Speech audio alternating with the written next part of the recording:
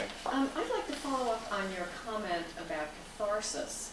I'm wondering if you can say something about the way in which Freud used the concept of catharsis when he's founding the discourse of psychoanalysis, in part by studying female hysterics. Is psychoanalysis somehow an institution that's implicated in this whole urge to relieve? I mean, is it a more productive discourse in the film, maybe even than you've admitted? Yeah, I think you've hit on something really important because, wish I had more time in the talk to expand on this, but this was not, the only film about psychoanalysis and war trauma coming out at the time. It's one of many, many, many, which sort of climax with the Manchurian Candidate, where, catharsis can't happen, and so, and cure can't happen effectively, and so there's real danger to the nation. And I think that this is at the beginning of a cycle of films that wonder about, or not even wonder, really have bought wholesale the idea that psychoanalytic treatment is the way to get catharsis for war trauma, and really this is where Freud comes up with his whole theorization to begin with, right, is looking at shell-shocked soldiers. Well, one of the places he went to develop his ideas. And actually it reminds me of Hurston's film, Let There Be Light, I think is the name of it, which was banned by the US government for quite some time, but actually focuses on soldiers. It's a documentary about a whole bunch of soldiers undergoing psychiatric treatment for World War II shell shock. So there certainly is, I think that role for psychoanalysis is pretty well established at this moment in US popular culture. I haven't seen it used at this early moment to talk about how to deal with race trauma, both for white Americans, and the white soldiers do become at least partially involved in Moss's treatment as well, and seem to learn something from it or get some sort of healing themselves, and obviously as a treatment for the black soldiers' illness. So. This again, I'm so sorry that we're going to have to leave in like a couple seconds to go pick up my daughter, but I do have a question/comment I want to make, and I will email you with more stuff after. I've been puzzling over the doctor's moment, the moment of the cure, and the comment part is that I actually really like the way that you set up the beginning and the end in relationship to the blaxploitation films, because that comment of the doctors finally made sense to me when you came back to that at the end. And I think if anything, I would want, sliding a little bit into debriefing, I'd want you to even push that ending and make that more stronger. The reason why I felt that connection was that the irony of that scene is that he's healed when he becomes the angry black man. That's when he's healed, right? Yeah. That's how he's interpolated, right? And so at some level, I think you use the phrase psychic echo, I think you're exactly correct, that that's how he fits into society ultimately, is as the angry black man. And then you move right into the blaxploitation a little bit, later. So I think there's a little bit more there that you could do, but it's such an important scene, obviously in the film, but in your presentation, that I think you want to, and it links so nicely with where you begin and where you end, that I think you want to kind of push that even more so. But yeah. Thank you for that. Did you want to answer even? And because one of the questions that would follow up is, could you say a little bit more about exactly how you make that final move from this film to Sure.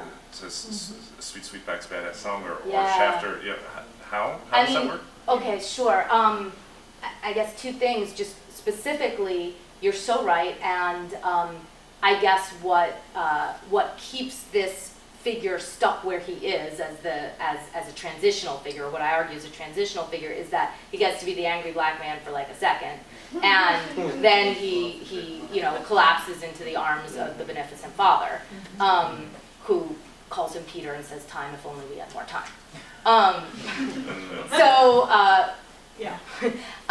The way that I see this figure as part of a genealogy for the blaxploitation hero is that it is in blaxploitation cinema that all of the misrepresentations, the instrumentalizations of black masculinity in Hollywood since Gus get redressed.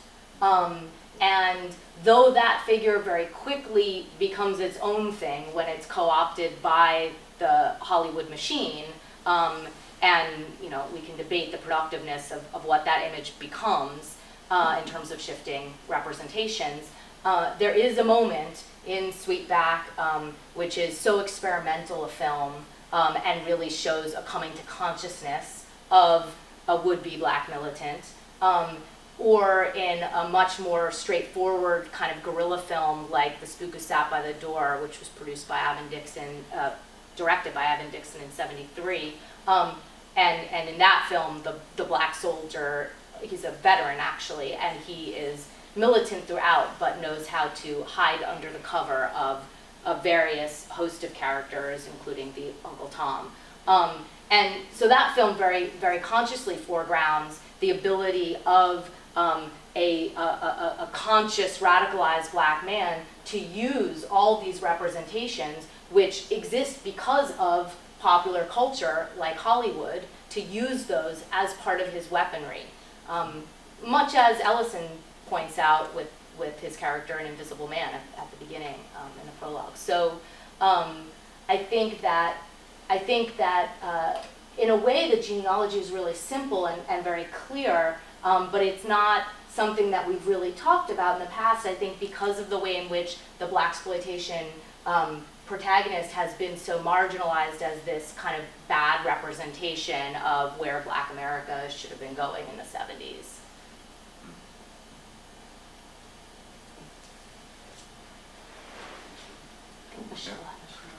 Yeah. I was really fascinated, this is related to this discussion that we're having, I was really fascinated also by the part in your talk where you talk about the division between the narrative of the film and the mise-en-scène. Yeah. And I wondered if there were other places in the movie where you saw that split happening, or if you see it sort of culminating in that moment. And I'm thinking about you described it as a parallel scene where Moss is holding Finch in his arms, but where Moss is paralleling the Doctor, sort of, in ironic ways. And it seems as if there are many ironic moments in the film. So I just, sort of a big question, are there other places in the film where you see the split between narrative and mise-en-scène? Yeah, it is one of the structuring contradictions in the film. Thank you so much, Michelle. Alrighty, I'll email And you. Louis. One of the structuring contradictions in the film, or one of the ways in which I see this film as interesting, productive, important to look at, as exploring the enduring trace of race, even as it propagandistically tries to erase it. And in a larger work on this film, I look at actually Edward's acting style and the director's framing of his face, and in particular his eyes, the look, as part of that mode of what I call mise-en-scène of resistance. And the argument sort of builds because really at the end, which is what I focused on in this talk today, it becomes a soundtrack as well, right? Which is not conventionally, is not part of the mise-en-scène.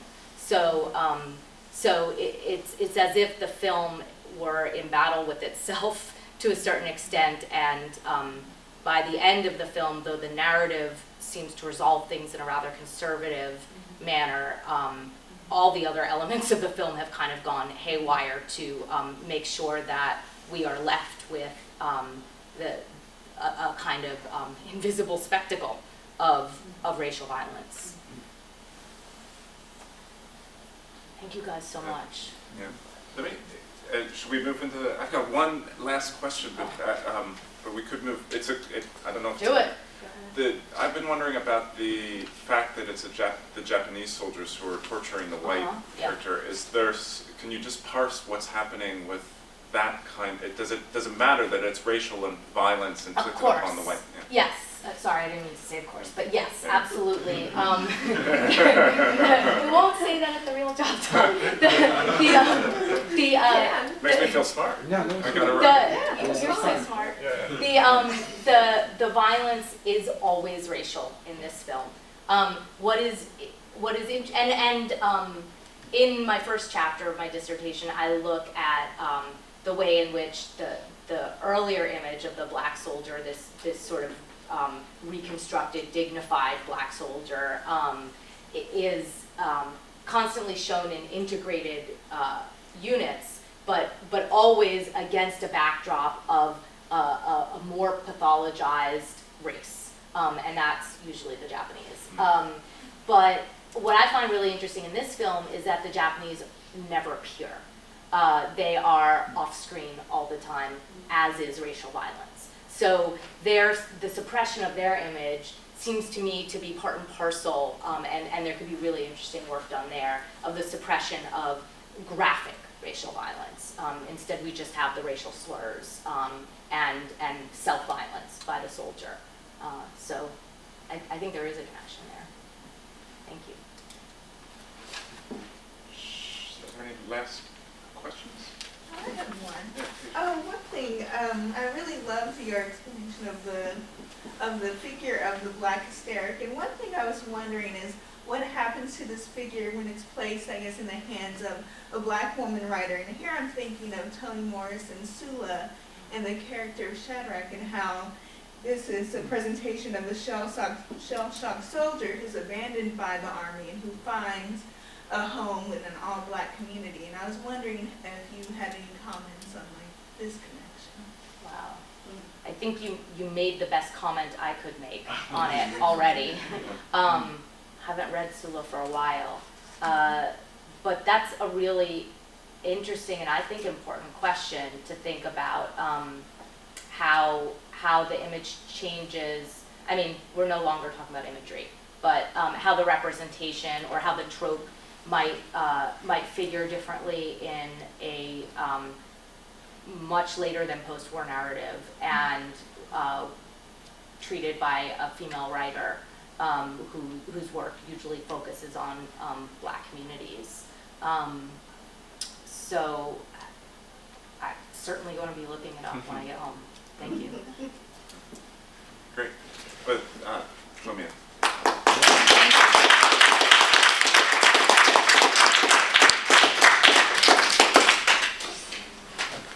I won't trouble your foot. I know you need the help.